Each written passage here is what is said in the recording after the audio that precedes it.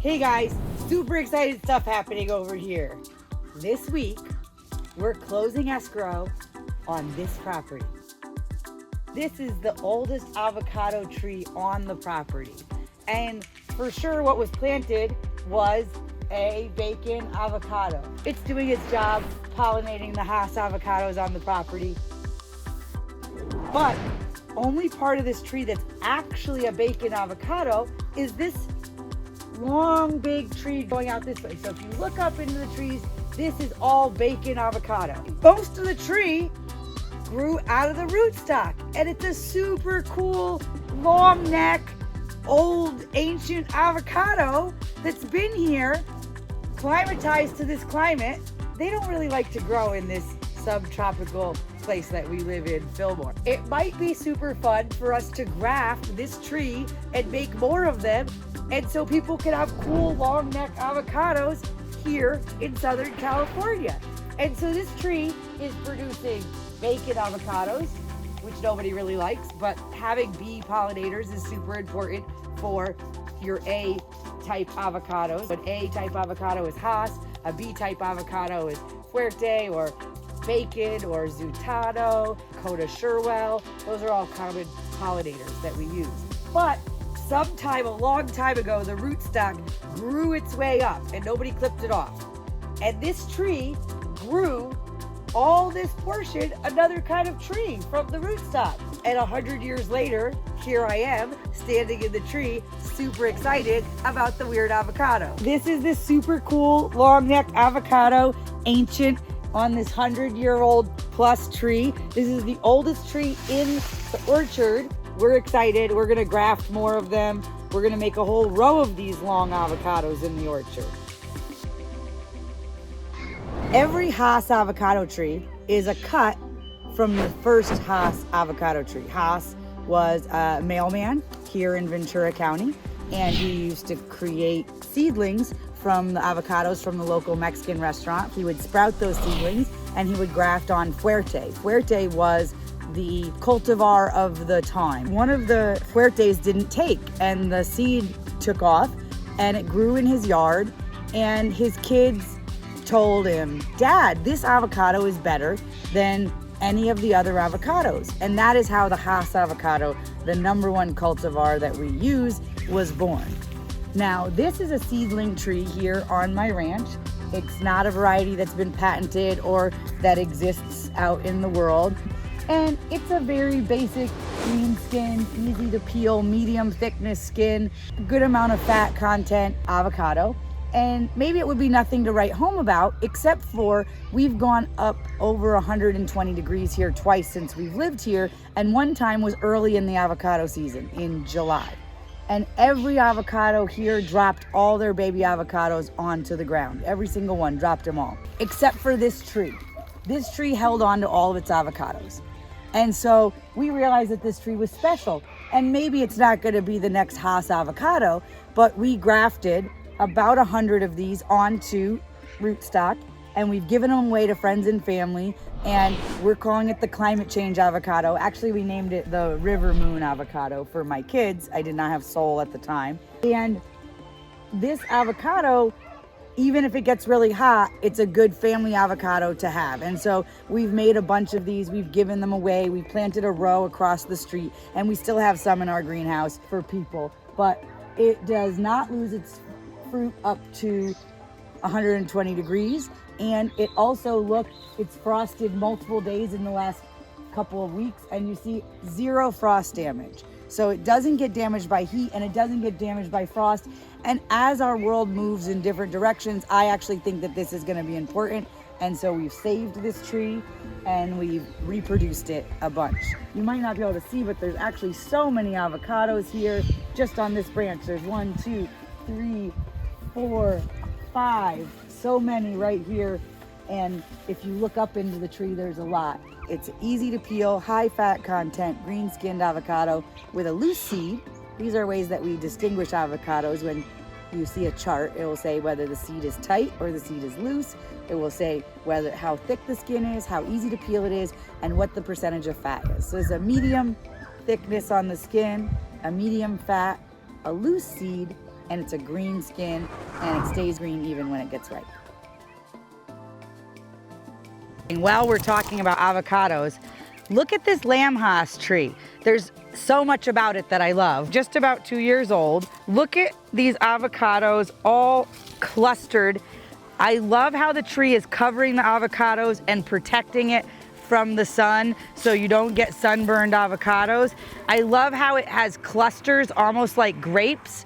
The traditional Hass avocado usually just gives you like one here, two there, one here, two there. But if you see, they're coming in 4 and 5 avocado clusters here. Truthfully, we should have pulled these avocados off. They were so well hidden inside of this tree that we didn't see them until they were almost too big. That's why we didn't pull them off. The rest of the trees on this side don't have that many avocados on them because usually you'd pull them off so that the tree could grow. But this tree is hiding its avocados from the sun so well, it also hid the avocados from us. Look at this, 1, 2, 3, 4, 5, 6, 7 avocados in one bunch.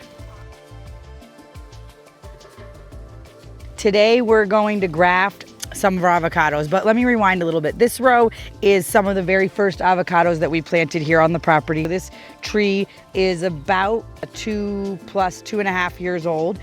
And then once we planted more trees, we realized, oh, we had so many pollinators because I planted 40 different varieties of trees on the property. So it wasn't necessary to have pollinators in the Zutano bacon. Plus we have some very large bacons on the property and some large Zutanos that are older trees on the property that were here already. We realized that we didn't need all these pollinators. We had about 30 pollinators that we wanted to graft over to a different kind of tree. Today, they're coming. They got some budwood from these trees at my neighbor's orchard that I really am excited about. We're going to cut it about right here, leave one branch of the old tree, and then they're going to stick in a piece of this other genetic of tree. And this is how we graft trees, and this is how every Haas came from one Haas tree and every Zutano came from one Zutano tree. They're gonna wrap it with clear tape, and so it's stuck in there, and then they're gonna seal so there's no bacteria can get in there. They're gonna wrap it with white paper to protect it from the sun. Then we're gonna come back and check on it in a couple of weeks, and we'll see if there's new growth happening. That's what's going to be happening here with a bunch of these 2.5-year-old pollinator trees here on the farm. And it's really exciting because this is our first time grafting. We've brought branches of a tree that we like to the nursery, and they've grafted them onto seedlings. So it's just a seed. It has one shoot coming up, and then you put the new piece on, and that's what all these trees were. But this is the first time that we have trees in the ground that are thriving. They have a really healthy root system, and they're here, and we're grafting them over to another kind of tree. We have some guys coming to help us today, and we hope that we can learn from them. And once we learn, we really hope that we would be able to do it ourselves.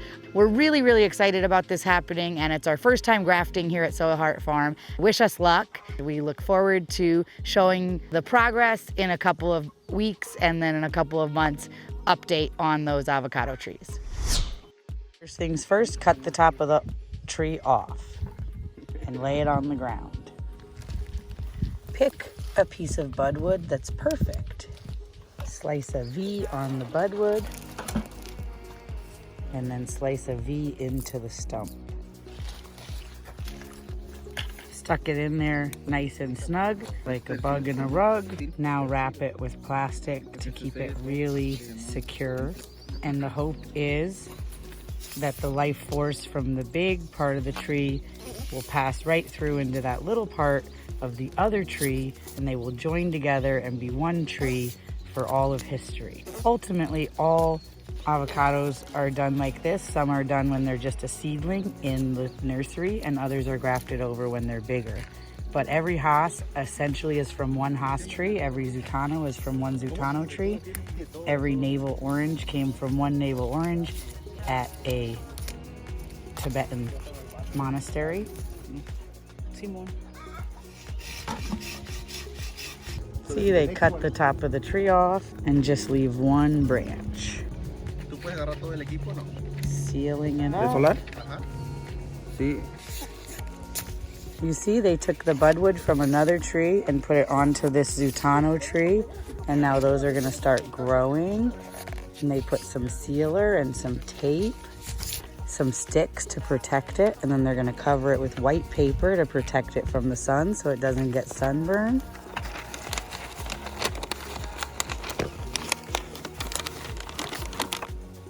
They put the new graft pieces of budwood there. And then you see that we covered the whole stump. So this is an awesome, perfect example of one of the avocados that took. This is a branch from another avocado tree on the farm, and we put it here, we put it in, and now we're a few months later. This is an awesome opportunity to look at. This piece got grafted in here. We cut off the old tree. We've been keeping no shoots coming out here, and so the plant can put all of its focused energy here. If you look in, and then let's look in this paper. And this one is not popped out yet, but this is a great example of an avocado that grafted over and grafted over well. But if this one doesn't take, we'll end up just cutting that whole branch off and it'll just be those two branches. Look at how big this graft got just since last time we were here talking about it. I hope that you found this video about grafting avocados interesting, and I hope that it lets you not be intimidated and try to graft something. Graft an avocado, graft a lemon, graft a lime. If you have a special fruit tree and you want to reproduce it, I hope this gave you insight on how to do so. Like, subscribe, comment below, let me know what you want to know about that's going on here at Engelhart Farm.